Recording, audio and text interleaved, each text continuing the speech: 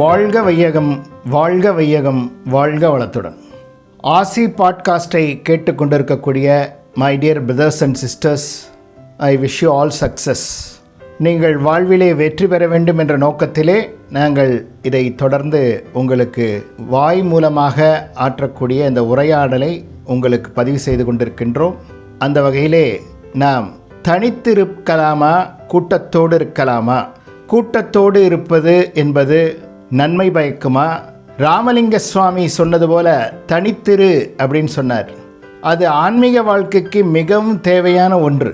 நாம் இன்றைய உலகத்திற்கும் பொருந்தக்கூடிய வகையிலே நம்முடைய வாழ்வை அமைத்து கொள்ள வேண்டும் என்பதற்காக இதை சொல்கிறேன். விரிவான ஒரு உரையாடலில் புரிய வைக்க முடியும், ஆனாலும் சுருங்க சொல்லி விளங்க வைக்க பார்க்கிறேன். நம்ம உடலுக்குள்ளே ஆணும் பெண்ணும் இருக்குது. ஒவ்வொரு மனிதனுக்குள்ளேயும் மேல் ஃபீமேல் எனர்ஜி இருக்குது. அதை யிங் யாங்னு சைனீஸ் சொல்லுவாங்க. அதை நம்ம வெளியில் தேடிக்கிட்டு இருக்கோம். நமக்குள்ளே இருக்கக்கூடிய பெண்ணை வெளியில் ஒரு ஆண் தேடுவான். தனக்குள்ளே இருக்கக்கூடிய ஆணை ஒரு பெண் வெளியில் தேடுறது உண்டு. அதை தான் தேடுறோன்னு தெரியாமல் எதையோ போட்டு நிரப்ப பார்ப்போம். அந்த வகையில் இந்த ஆண் பெண் என்பது தான் அர்த்தநாரி அப்படின்னு சொல்கிறது. இது நம்ம எப்படி சிங்க்ரனைஸ் பண்ணலாம்? நமக்குள்ளே இருக்கக்கூடிய பெண்ணை நாம் சந்திப்பதற்கான முயற்சி தான் தியானம். அதை எப்படி பண்ணலாம் அப்படின்னு பார்க்கும்போது, நம்ம வெளியே தேடுறதை விட்டுட்டு இன்று முதற்கொண்டு இந்த ஆசி பாட்காஸ்ட்டை கேட்டுக்கொண்டிருக்கக்கூடிய பிரதர்ஸ் அண்ட் சிஸ்டர்ஸ் ஞாபகத்தில் வச்சுக்கணும், எதுனாலும் நம்ம தனியாக ஃபேஸ் பண்ணுறது அப்படின்ற ஒரு உறுதியை வளர்த்துக்குங்க. எனக்கு அவங்க சப்போர்ட்டுக்கு வரல, இவங்க சப்போர்ட்டுக்கு வரல, நான் லோன்லியாக ஃபீல் பண்ணுறேன், அந்த மாதிரி வார்த்தைகளை இனிமேல் யூஸ் பண்ண வேண்டாம். எதுவாக இருந்தாலும் நான் ஃபேஸ் பண்ணுவேன் அப்படின்ற மாதிரி ஒரு நிலைமைக்கு வந்துடுங்க.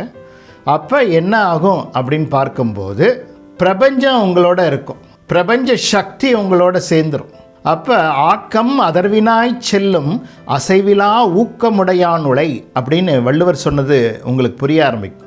அந்த செல்வம் செல்வாக்கெலாம் எங்கே அவர் எங்கேன்னு தேடிக்கிட்டு போகுமா? யாருன்னா அசைவே இல்லாத ஊக்கம், டிஸ்பேஷனோட, கரேஜோட, பாரதி சொல்வது போல் வைரமுடைய நெஞ்சத்தோடு இருக்கிற போது அவங்கள தேடி எல்லாமே போகும் அப்படின்னு சொல்கிறாங்க. ஆக ராமலிங்க சுவாமி சொன்ன அந்த தனித்திரு என்பதை ஆரம்பத்தில் அரை மணி நேரம் 1 மணி நேரம் தனியாக உட்காந்து பழகுங்க. அப்புறம் லீவு நாட்களில், ஓய்வு நாட்களில் அப்படியே வீட்டிலே இருந்து அப்படியே பிரத்தை வாட்ச் பண்ணி பழகுங்க. உங்களுக்குள்ளே இருக்க மேலும் ஃபீமேலும் மீட் பண்ணும். உங்களுக்குள்ளே ஒரு யோக நிலை உருவாகும். யோகம் என்பது சிங்க்ரனைஸ் ஆகிறது தான். பாடி மைண்டு, சோலு பாடி, சோலுக்கும் மைண்டுக்கும் நேச்சருக்கும் நமக்கும் ஒரு இணக்கத்தை உருவாக்குறது தான் யோகம். அந்த இணக்கம் உருவாகிட்ட போது ஆல் ஒன். லோன்லினஸ் வேறு, அலோன்னஸ் வேறு. லோன்லினஸ் என்பது நெகட்டிவ். அலோன் எல்லாமே ஒன்று தான், எல்லாமே ஒன்றுக்குள்ளே அடக்கும். அது நமக்கு தனிமையில் இருந்து பிரத்தை வாட்ச் பண்ணி பழகும்போது, ஏதாவது சாண்டிங் பண்ணி பழகுங்க, தனித்து இருங்க, எதுனாலும் ஃபேஸ் பண்ணுங்கள். எதுனாலும் ஃபேஸ் பண்ணுற போது நான் தனியாகவே போய் எப்படி ஃபேஸ் பண்ணுறதுன்னு நினைக்காதீங்க. ஒரு காலகட்டத்தில் தைரியத்தோடு இருக்கும்போது, அதாவது பக்தி மார்க்கத்தில் கூட சொல்லுவாங்க, தைரிய லட்சுமி உன் கூட இருந்தால் எல்லா லட்சுமியும் வந்துடும் அப்படிம்பாங்க. அந்த மாதிரி நம்ம கரேஜியஸ் பர்சனாக மாறும்போது பிரபஞ்ச சக்தி நம்ம கூட இருக்கும். பிரபஞ்ச சக்தி நம்ம கூட இருக்கும்போது நம்மளால் செய்ய முடியாத காரியம்னு ஒன்று கிடையாது. அதனால் இதை எல்லோரும் நன்றாக நினைவிற்கொள்ளுங்கள். தனிமையில் இருக்கிறத நினச்சி ஒரி பண்ண வேணாம், பயப்பட வேணாம். தனிமையிலேருந்து கொஞ்ச நாளைக்கு நூல்களை, நல்ல நூல்களை வாசிங்க. அதுக்கப்புறம் நான் சொன்ன மாதிரி ஏதாவது ஒரு தியான நுட்பத்தை பயன்படுத்துங்க. அதுக்கு முக்கியமான இது சிறந்த ஒரு தகுதியை வளர்த்து கொள்வதற்கான, ஆன்மீக மேம்பாட்டை வளர்த்து கொள்வதற்கான ஒரு முயற்சியாக இல்லை நீங்கள் ஈடுபடும் போது அந்த சாதகர்கள் சுவாசத்தை கவனித்து பழகுங்க. உடலில் ஏற்படுற உணர்வுகளை கவனித்து பழகுங்க. தாட் எங்கேருந்து வருதுன்னு பாருங்கள். இப்படி பயிற்சி பண்ணிக்கிட்டே வரும்போது உங்களுக்குள்ள ஒரு ஒன்னஸ் ஏற்படும். அது உங்களுக்கு வைராகியத்தையும் விவேகத்தையும் கொடுக்கும், டிஸ்பேஷனையும் விஸ்டமையும் ஏற்படுத்தும்.